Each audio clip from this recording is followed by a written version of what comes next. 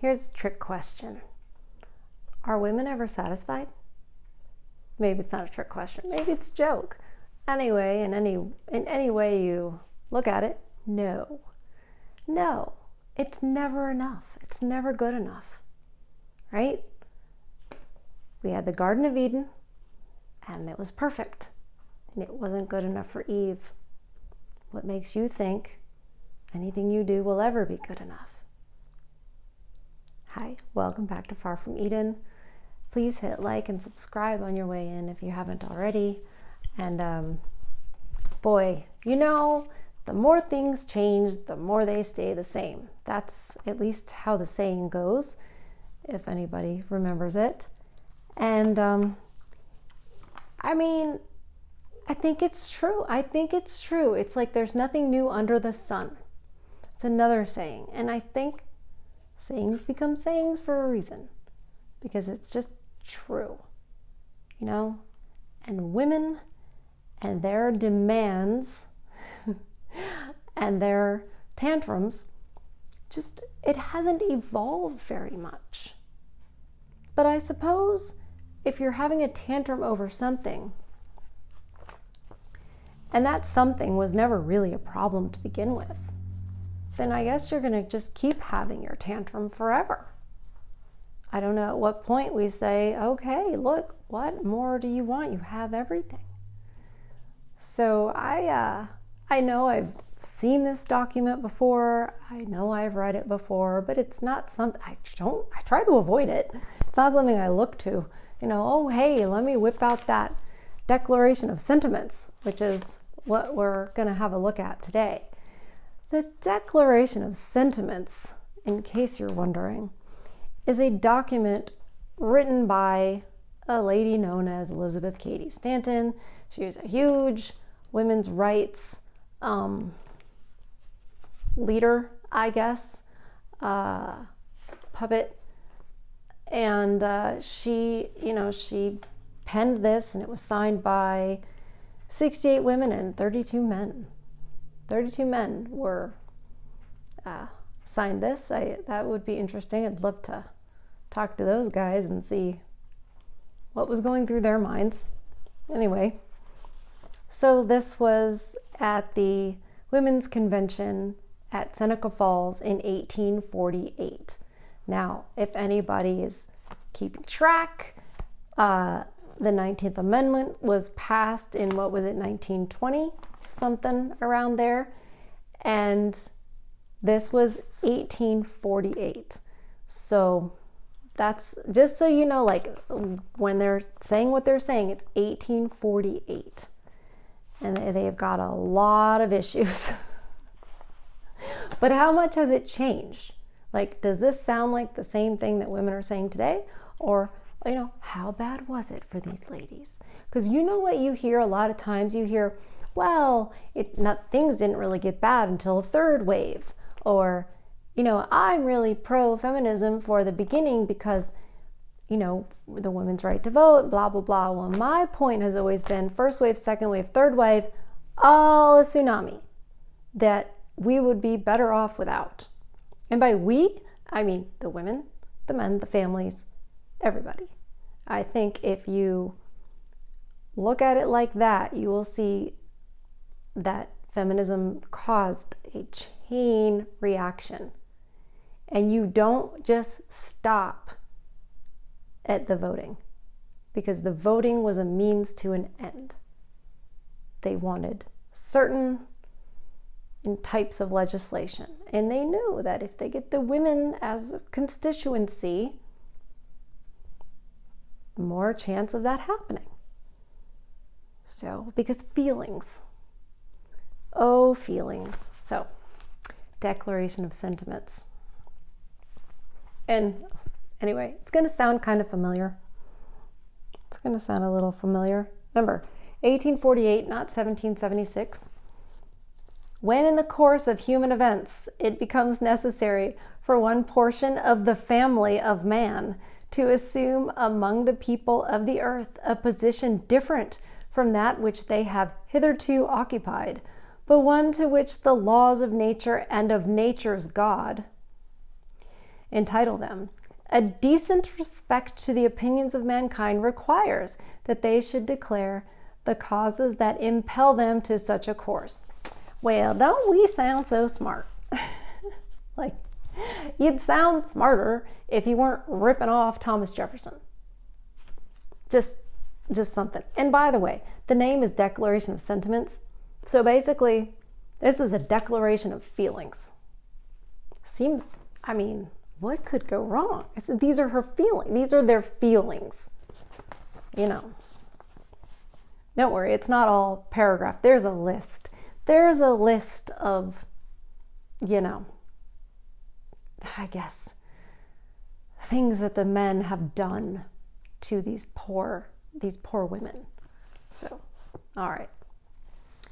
We hold these truths to be self-evident, that all men and women are created equal, that they are endowed by their Creator with certain inalienable rights, that among these are life, liberty, and the pursuit of happiness, that to secure these rights, governments are instituted, deriving their just powers from the consent of the governed. Whenever any form of government becomes destructive of these ends, it is the right of those who suffer from it to refuse allegiance to it and to insist upon the institution of a new government, laying its foundation on such principles and organizing its powers in such form as to them shall seem most likely to affect their safety and happiness. I mean, there's so much we can say politically right now, but that's not what we're doing right now. But I'm just like, yeah, our federal government is not going to allow anybody to just, let's start over. I mean, a little something like that happened in 1860. And I'm not saying I agree with everything that South Carolina was doing at the time, but they were like, hey, we're out. And it didn't go so well. And other states were like, hey, we're out too. And guess what? This wasn't actually, they didn't actually follow this. Shocking. Anyways, but again, it's not about that. But also I want to say, the consent of the governed. Well, Elizabeth Cady Stanton, the consent of the governed, you say. Most women did not want the right to vote, because the right to vote and full citizenship came with it the responsibility of conscription, so that if we were at war, you could be drafted. And they were like, no, thank you. But also, it didn't interest them. They didn't feel they needed to, and they didn't feel like they didn't have a voice. It was one vote for the family. They absolutely felt like they had a voice. So just because she pointed out, the consent of the governed, ripping off Thomas Jefferson again, she should be embarrassed. But I just, she doesn't care about the consent of the governed. She doesn't care what most women want in the society. She didn't care. So I remember when I found out that most women did not actually want the right to vote, I was like, what? Because we were taught something totally different. And I'm a college dropout, and I didn't even take any woke classes. It was 1996 and 97, 95, 96, 97. So I didn't actually get that indoctrination in college that I remember. But I just remember even in elementary school and junior high and high school, you just under the impression that all the women wanted this. But they didn't. Okay. Prudence indeed will dictate that governments long established should not be changed for light and transient causes. And who decides that? Silly woman. And accordingly, all experience hath shown that mankind are more disposed to suffer while evils are sufferable than to right themselves by abolishing it is just do we have to prove that we're smart? You just sound like you did. I understand it's 1848, but did you use a thesaurus for every word? You get this kind of university speak nowadays too, where you're like, it's like Kamala Harris talk, right? Where you're like, what are you saying? Oh, Lordy. Skip to the next sentence. But when a long train of abuses and usurpations, pursuing invariably the same object, evinces a design to reduce them under absolute despotism, it is their duty to throw off such government and to provide new guards for their future security. Such has been the patient sufferance of the women under this government. Oh my gosh. And such is now the necessity which constrains them to demand the equal station to which they are entitled. So let me understand this. I mean, is she trying to say like we need to overthrow the government or something because it's not serving us, so now this is going to be the new law of the land? Like, she can't, the fact that it's a ripoff of the Declaration of Independence, you can't even have your own thing, woman. You had to rip it off of a guy. It's so funny. Oh, the history of mankind is a history of repeated injuries and usurpations. She likes that word. On the part of man toward woman, having indirect object the establishment of an absolute tyranny, over her. To prove this, let facts be submitted to a candid world. Well, let the facts be submitted.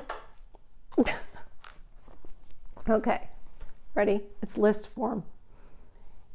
He has never permitted her to exercise her inalienable right to the elective franchise. Okay. Inalienable right. So are you saying to me that your right to vote is God-given? Because no. Because God wasn't, no. No, but okay, nice try. That's cute. He has compelled her to submit to laws in the formation of which she had no voice. It's kind of the same thing, I guess. Is she saying like she can't run for office or write laws? Or is that her big old complaint? He has withheld from her rights which are given to the most ignorant and degraded men, both natives and foreigners. That sounds pretty racist. Like, white women, what are you saying? I thought you guys were, the virtue signaler people. And also, okay, so she's being held from voting. She's being held from writing laws, passing laws. And how is she actually, how is that affecting her? How is she suffering from that? I wanted to use a different word, so we weren't doing suffrage, but how is that making her life difficult? She just mad about it. But were women, having terrible lives because they couldn't vote or write laws? And if there are feminists watching, hi, you might be thinking, well, yeah, she didn't have control over her own body. Yeah, we kept them from murdering their babies. And that's a favor. But carry on. Having deprived her of this first right of a citizen, so we're still talking about the voting thing, the elective franchise, therefore, good gravy, thereby leaving her without representation in the halls of legislation, he has oppressed her on all sides. You just repeated it again and then said oppressed her on all sides, but you didn't really say how. She didn't say how. How is this, how else is this affecting you? I mean, you say you have no voice. Feminism of 1848. You say you have no voice. All right, I'll play. How is that affecting you negatively? Because I don't think it was. And you know what, too? If it were affecting them negatively, we would have a whole list of, oh, and we're starving, and we're this, and we're that. I must be missing a page because I don't have that. But let's see. He has made her, if married, in the eye of the law, civilly dead. Okay. No. You matter, lady. I mean, a married woman, absolutely married. I mean, absolutely mattered. In fact, so much so that young women wanted to be married. They didn't want to be a spinster. They wanted to be chosen. It was an honor. But according to her, you're civilly dead if you're married. And you're just not. Your husband takes into account what's best for you, what's best for your children, what's going to benefit the whole family, what's going to make everybody happy. I mean, that's aside, obviously, survival and doing what's right comes first. But he's going to make decisions for all of that. That's the thing that women don't understand about men, is that men think of others when they make decisions. And especially once they're married and have children, it's not about them anymore. They make choices for their family, for the betterment of their family, even if it hurts them personally. That's their sacrificial love for their family. And women don't love that way. And they don't understand that men do. So when the man votes for the family, they assume that he is going to not take her best interest and her wants, wishes, all of the rest of it into account. Because maybe she wouldn't. Because if you would think of someone else, then, you know, if the woman was the type to think about somebody else in those endeavors, then she would think, oh, he's probably thinking of us too. But this woman's like, he's just totally voting against my wishes. Why would you think for 1 second that your husband or your father or your brother is voting against his mother, sister's, daughter's interest? They never were doing that. It's just not who they are. It's not what they want out of life. This is not like the dream of a man is to I can't wait to grow up and be a tyrant over a woman. I wish these laws would change so I could boss my woman around. No, that's not who they are. If they were that way, you wouldn't have been having a convention. You know, you wouldn't have ever gotten the vote if they were that way. In fact, they kind of they needed to be a little bit more that way to stop this whole avalanche of feminism from overtaking everything. But anyways, we digress. He has taken from her all right in property, even to the wages she earns. So he's just taking everything she owns, he owns. You know, that's because he's not going to waste it. He's not going to be frivolous with it. He's going to safeguard it. That's what he's going to do. Who are the people in debt in this country? Who? There's a reason why a woman can get a credit card before sometime in the 1970s. And I used to say that. I used to be like, can you believe that women couldn't get a credit card before such and such? They knew. The powers that be knew. They knew what was up. He has made her morally an irresponsible being. This is so weird, this one.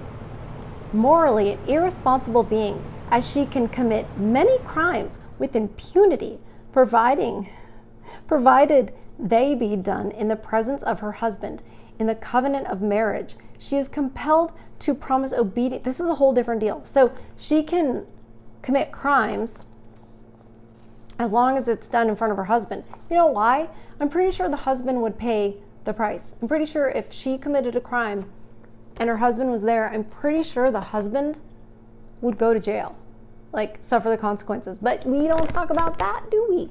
No. And then we go right into this part, like, don't pay attention to that I just said. That doesn't make us look very good. So carrying on, in the covenant of marriage, she is compelled to promise obedience to her husband, he becoming to all intents and purposes her master. The law giving him power to deprive her of her liberty and to administer chastisement. So she could be sent to her room and have a spanking. That's what I heard. I don't know what y'all heard. That's what I heard. And I mean, I feel like there's some women that could probably do with that. Actually, I know that, people can hate me, but do y'all remember 50 Shades of Grey? They're not that opposed to it. They're not. Don't let them lie. Don't let them lie. Yeah, she's compelled to promise obedience. It wasn't a forced marriage, okay? So how is she compelled? I mean, she chose to get married, right? I understand that, yes, that was the social norm, but it still was a choice. So stop acting like you were kidnapped and then drugged down the altar and then forced to marry this guy, and then he's forcing you to be obedient. You could leave. I mean, there wouldn't be a lot of options for you, which actually made it easier for women to make the correct choice and stay. But that's a whole lot of, extremely dramatic verbiage about how horrible he is. And wow, she sounds like a victim. But I mean, I was under the impression that Elizabeth Cady Stanton was stunning and brave, but I mean, apparently not. Apparently, we're these victims, and we don't want to get our spankings anymore. She has so framed the laws of I was still thinking about her. He has so framed the laws of divorce as to what shall be the proper causes of divorce. God did that, not the guys. The men didn't make that up. God wrote that in a book. I mean, not physically, but you know what I'm saying. But she's blaming it on the men, okay? In case of separation, to whom the guardianship of the children shall be given. Children are going to go to the person who can support them. And I think that it should still be done that way today. That's what I think.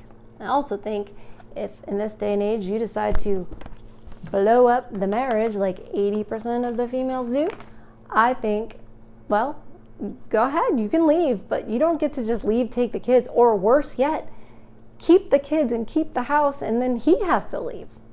He didn't want the divorce to begin with. So, but this lady, she's still bitching about the same crap. She wants custody. That's what this is.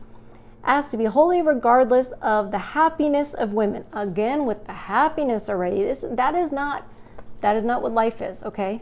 Life is struggle and hardship. That's what life is. And you figure out a way to cope and be content and find joy.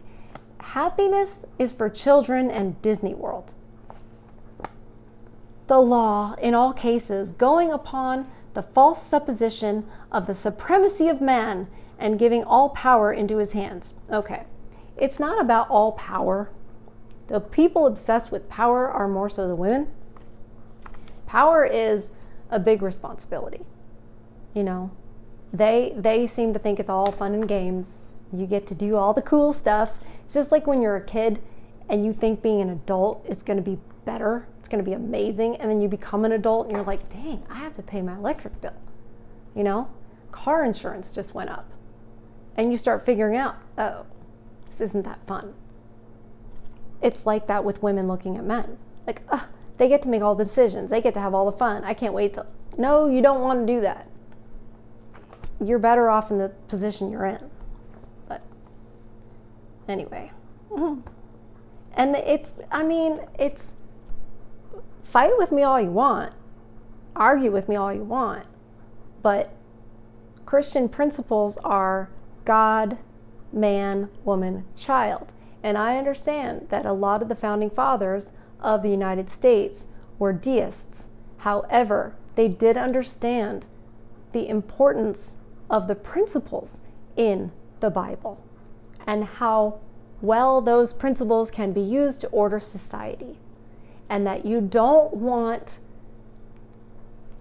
other men, other humans, to have the power of all the power over these other humans over here. There needs to be something else that everyone looks to and answers to. And they figured that out. So this isn't about, the United States was not formed by Christians, is not a Christian nation, la, la, la, la. You can go back and forth on that. But what I do know is that those men understood that those principles were an effective way to order society.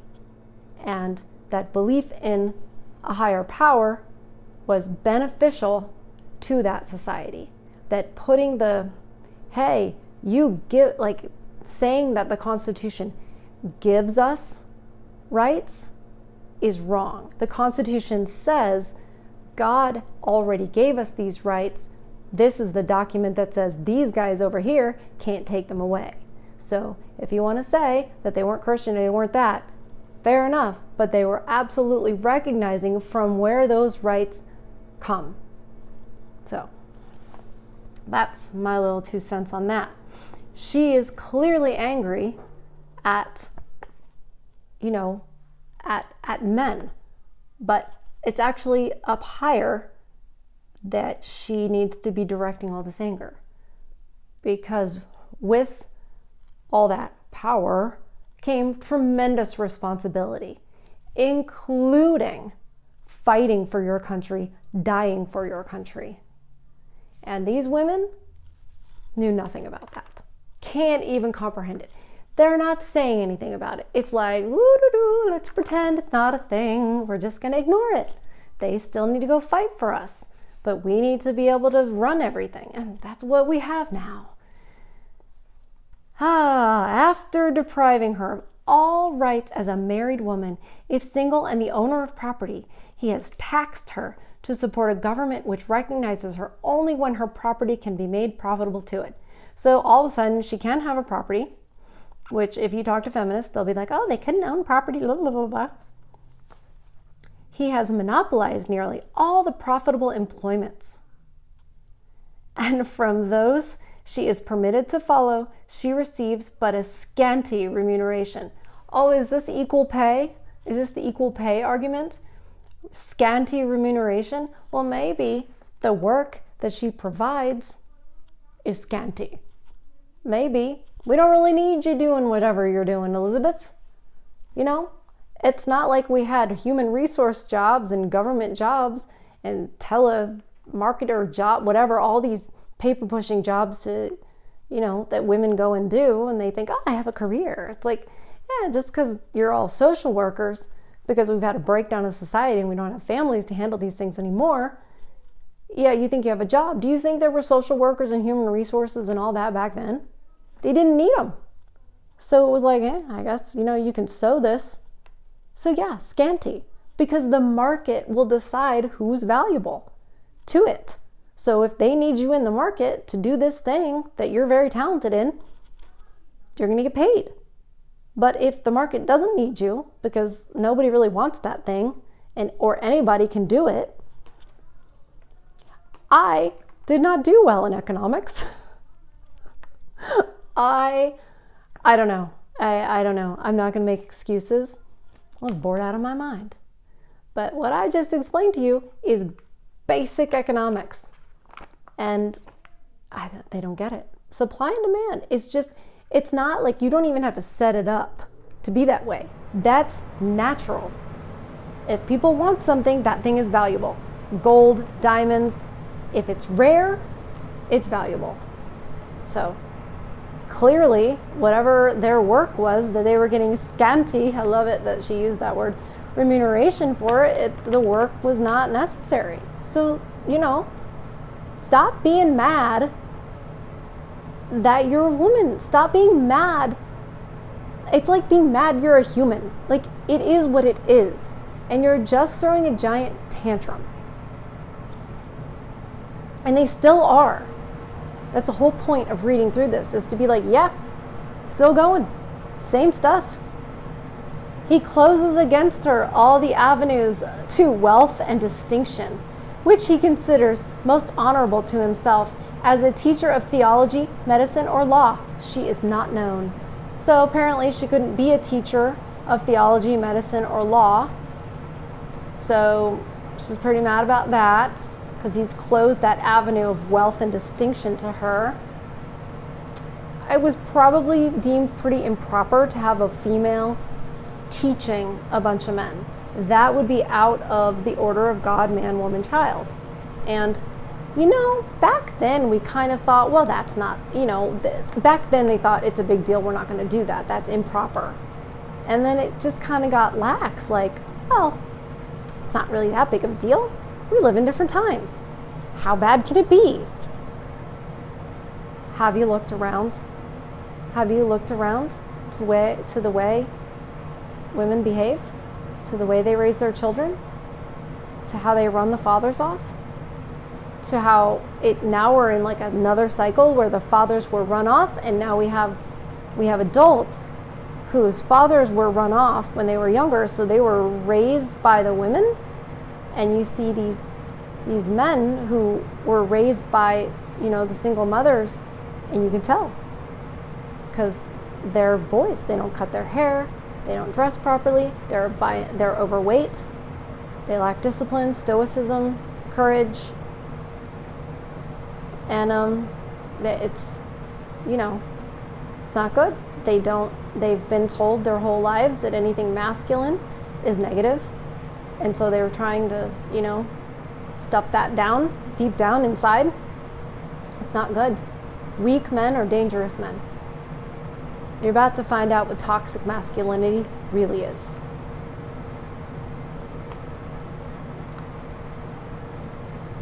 He has denied her the facilities for obtaining a thorough education, all colleges being closed against her. The libraries are open.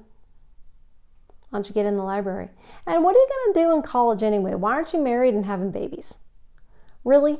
Do you think for 1 second that it's more important to go and read books and do all that and teach, what was one of the things? Teach medicine or law or theology? That's definitely a no-no, because you think that's more important than having babies, feeding the babies, nurturing the babies? Also, at that time, you would be taking care of your parents or grandparents. There were people to take care of whom you loved. Why are you over at the college doing that? You women are so silly. You think that, hey, we want to go to college because that's what the important thing is. You think that's more important than life, new life, growing inside of your body, maturing to a point where it can leave your body, then feeding that life with your body, nurturing that baby, soothing that baby as only you can, taking care of others in your family, taking care of your husband too. We used to take pride in that. You think reading a bunch of books is a bigger deal than that? However, did we convince women, or did the serpent convince women that going and being at college is more important than being a mother? And really think about that for a second. This is not different than what's going on now. You have women now that are like, I'm not going to get married till I'm in my 30s. I want to get my career established first. They want to be in college too. They want to be in college. They want to be doing their career all through their fertile years, risking that they may never have children. And let's not even talk about the fact that they're, they might be, getting pregnant and killing them. I think men see this because a career and anything of distinction in this world is nothing compared to having a family and loving your family. Wow, they really, really, really lured women off track. And they're not happier for all, that's what they're always chasing. They're not happier for it. They're just not. Oh, he allows her in church as well as state, but subordinate position, claiming apostolic authority for her exclusion from the ministry. Should have stayed that way, but oh boy. And with some exceptions from any public participation in the affairs of the church. And it should have stayed that way. And it wasn't the men that were doing that. I mean, they were maintaining it. But God says it. It's in the Bible that, women shouldn't speak in church. And I used to think, well, gosh, that seems like maybe the men wrote that in there to, it was written by men. They probably put their misogyny in there. And I thought that back then. Why? Because people in the church told that to me, which is so sad. Because now I'm like, oh, I get it. I get it. Because who should have been standing up for men? The church. The men in the church should be standing up for men right now. For the men that are like, I guess I'll go to the Philippines to try to have a family. Or the men who are like, yeah, I haven't dated in over 10 years. And I'm not looking and I'm happy alone. That's a crisis. I'm really glad that some of the men have found a way to cope and a way to live the rest of their lives in peace. But there are a lot of men that weren't strong enough to make either one of those decisions. And where are the men of Christendom? Where are they? And where were they? Because they sure did let them in the church, didn't they? They sure did change those rules. He has created a false public sentiment by giving to the world a different code of morals for men and women, by which moral delinquencies, which exclude women from society, are not only tolerated but deemed of little account in man. I think she's saying that guys can sleep around and it's like, but women can't, and if they do, they're out of society. That's what I read here. I can't think of what else she's talking about. But basically, I can watch like the Whatever podcast and see some of these same things. Like when you start talking about body count and stuff, the women are like, it shouldn't matter and you shouldn't judge. And how come it's different for a guy? Because it is, okay? Because it is. Men and women are different. I know this is breaking news, shocking. We used to know this, we used to understand it, we used to accept it, and we used to be good with it. He has usurped the prerogative of Jehovah himself, claiming it as, now we're going to talk about God. That's convenient. We didn't talk about him in the last couple, where we should have been. He has usurped the prerogative of Jehovah himself, claiming it as his right to assign for her a sphere of action when that belongs to her conscience and her God. Okay, that's like saying my truth. It's not your truth, my truth, their truth. It's the truth. We might disagree on what that truth is, but there is only one truth. And it's solid.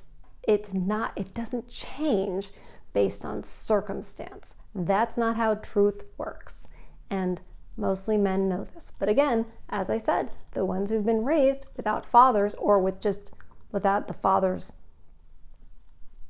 strong voice, because sometimes you can get a married couple and the woman is so dominant, the man is so subservient and passive to her, you get a similar result as if the child had been raised by a single mother. Maybe not the prison, maybe not dropping out, but certainly like the arrested development of the whole thing. And, especially a male child grows up to be weak and not know how to be strong and be brave and those things. Because, mommy taught him that was scary and he didn't have to do things that were scary. Last one, and then we have made it. He has endeavored in every way that he could to destroy her confidence in her own powers, to lessen her self-respect, and to make her willing to lead a dependent and abject life. Okay, lady, nobody can make you feel any which way. Your feelings are your choice. You can choose to react to something however you like. Many women chose to react to the times as, I love my husband, I love my children, I think I'll start baking the bread now. She chose to have a giant tantrum and be all mad about things that she shouldn't be mad about. She doesn't understand. Like, these men are doing work for you that you don't have to do. You don't have to worry about it. It's all taken care of. What don't you get? Actually, some of the Gen Z girls are like, yeah, we'll stay home. Problem is they don't understand that a lot of their lifestyle choices are making it impossible for them to later be a traditional wife if they're like the only fool's girls, you know what I mean? So, or if they're just living their lives like they are the only fool's girls. I mean, it goes on. Now, in view of this entire disenfranchisement of one half of the people of this country, their social and religious degradation, in view of the unjust laws above mentioned, and because women do feel themselves aggrieved. No, they don't. Y'all did, but not most of them. Oh, I'm sorry. They weren't finished yet. I interrupted her. Oh, they feel aggrieved, oppressed, and fraudulently deprived of their most sacred rights. No, they didn't. They didn't feel that way. These women tried to speak for all of us. And then the propaganda mill, because of course this was before radio even. So they didn't have access to the propaganda. Funny how all this really took off after radio, then movies started getting going. Funny how that works, right? Weird. It's almost like we had to be convinced to act against our own best interest. The crazy thing is that there weren't any men standing in the way of that. That was the deferring that led to all of this. In entering upon the great work before us, we anticipate no small amount of misconception, misrepresentation, and ridicule. Yeah, because you're making a fool of yourself and you're throwing a tantrum. So yeah, you're going to get that. We're doing it right now. But we shall use every instrumentality within our power to affect our object. You don't have any power. The only way they got this done, they moved, 70 years later-ish, 72 years later, they got the vote, is because of men. The women aren't going to take it by themselves. You just can't. We're smaller, we're weaker, we weren't in power. The only way we got our rights was men gave them to us. If you think it's because we made a bunch of signs and we marched, sorry. It's not the way things actually work. It's the way they like to make it seem like it works. But what happens, happens because the powerful people want it to. That's how it goes. But they sure do like to make it seem like it's what the people wanted. But it wasn't. It wasn't. We shall employ agents, circulate tracts, petition the state and national legislatures, blow things up, we're not going to write that part down, and endeavor to enlist the pulpit, and they sure did, jeez, and the press in our behalf. We hope this convention will be followed by a series of conventions embracing every part of the country. So, what's changed? What's changed? I mean, they use different words, but they still think, there's a tyranny. They still think that they're oppressed by men. They still misunderstand who men are.